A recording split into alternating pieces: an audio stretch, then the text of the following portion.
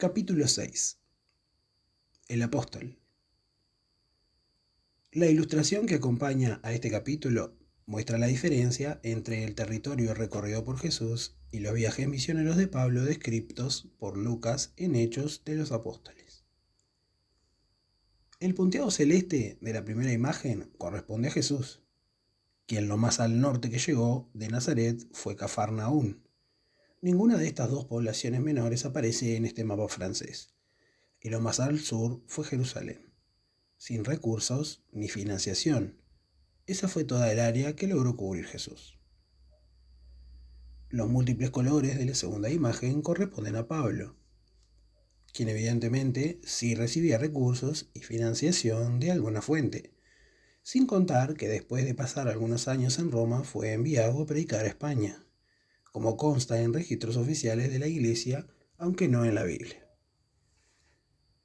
La ilustración no incluye esa visita a la península ibérica, porque la intención de este libro es mantenerse dentro de lo que figura en la Biblia, así como citar únicamente pasajes contenidos en el Nuevo Testamento.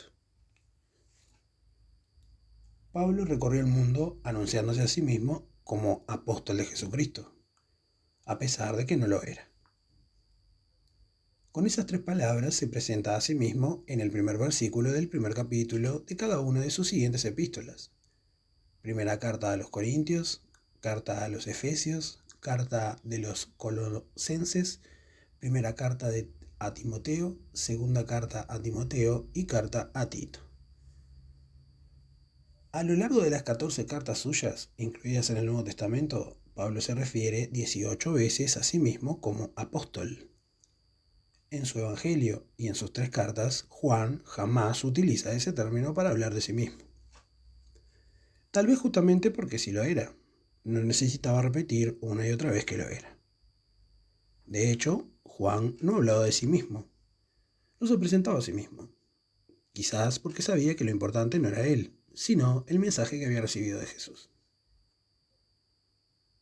En una de sus 18 veces, Pablo dice: en nada soy inferior a esos apóstoles por excelencia. 2 Corintios 12:11. Y en otra aclara que yo he trabajado más que todos ellos. 1 Corintios 15:10. Al observar la extensión de sus viajes, no cabe duda de la veracidad de esta segunda frase.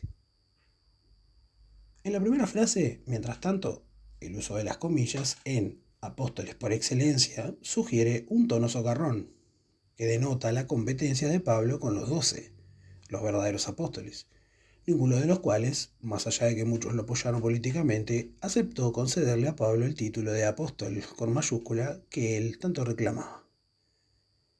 A ellos los había elegido Jesús en persona, y todos estaban de acuerdo en que la visión camino a Damasco no contaba con elección en persona, ni ubicaba a Pablo en el mismo nivel en el que estaban ellos. Lo cual conduce al nudo en el que tal vez se enfoquen los historiadores de algún siglo futuro, cuando reconstruyan la historia de las creencias de Occidente en estos 2000 años. En su carta a los Gálatas, Pablo se presenta como Pablo apóstol, no de parte de hombres ni por la mediación de un hombre. Gálatas 1:1.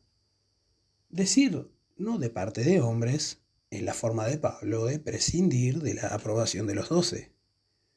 Al ver que la batalla por conseguir que los apóstoles le concedieran el título estaba perdida, Pablo procede a aclarar que no necesita consentimiento de nadie para llamarse a sí mismo como él quiera.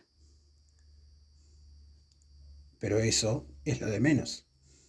El meollo viene después, en la frase ni por la mediación de un hombre. Aquí Pablo transforma la batalla perdida en una victoria sideral, cuyo cimbronazo reverbera hasta la actualidad en la estructura de postulados de la mente occidental. Ni por la mediación de un hombre. Significa que a ellos, a los apóstoles por excelencia, los había elegido un hombre. Jesús, hombre. Jesús, en versión humana. A él, en cambio, según el relato de su visión rumbo a Damasco, lo había elegido algo diferente de un hombre. Un supuesto Jesús no hombre. Jesús, en versión no humana. Por lo tanto, si él lograba poner a Jesús no humano por encima del Jesús humano de los apóstoles, aquello que antes lo situaba frente al mundo en una posición inferior respecto de los 12, porque ellos habían sido elegidos y él no, se convertiría de pronto en su mejor carta, gracias a un pase maestro. Si Pablo conseguía ensalzar, elevar y encumbrar a su Jesús no humano, y al mismo tiempo velar, tapar, ignorar al Jesús humano de los 12, entonces él ya dejaría de pelear por estar al mismo nivel de los apóstoles, porque pasaría a estar por encima de todos ellos. Si su plan daba resultado, Pablo sería el máximo apóstol, el único apóstol escogido por el único Jesús que a partir de entonces importaría. Pablo inicia así el proceso que le terminaría de dar forma al sistema de creencias de Occidente en los siguientes 20 siglos.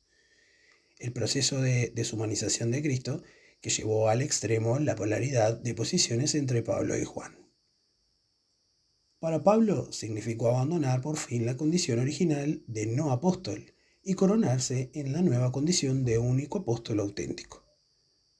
Para Juan, en cambio, presenciar ese proceso equivalió a la más dolorosa derrota, la derrota de haber derramado hasta el último esfuerzo en preservar un mensaje, y aún así ver derrumbarse las murallas de todo lo que él defendía. Desde el punto de vista de Juan, la deshumanización de Cristo significaba quitarle el sentido a la historia de Jesús, terminar de confundir todo lo que la vida de Jesús había representado.